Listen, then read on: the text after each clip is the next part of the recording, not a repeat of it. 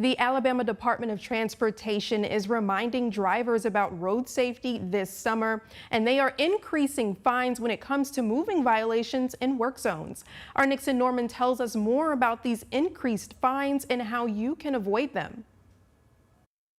The Alabama Department of Transportation and the Alabama Road Builders Association are making some changes to protect the lives of road construction and maintenance workers. In addition to speeding fines being doubled when workers are present, now all moving violations will have the fines doubled when workers are present. And starting Thursday, July 1st, the fine for any moving traffic violation committed in a construction zone where workers are present will cost you a $250 fine, or double the regular fine, whichever amount is greater. Certainly anything that's going to discourage motorists from driving aggressively in work zones is going to be something that, we're going to welcome. But these changes help protect more than the workers.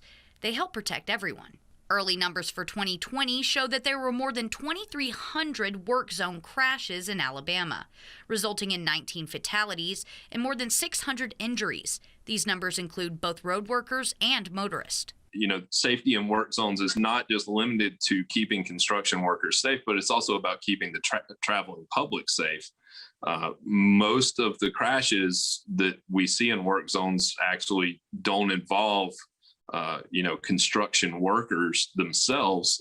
Most of them actually occur between motorists or involving one or more motorists that are traveling through the work zone. But Burkett has some tips for motorists. Don't speed, slow down, be prepared to move over, especially for workers or equipment that may be out there, or as any construction signage or flaggers might indicate for you to do.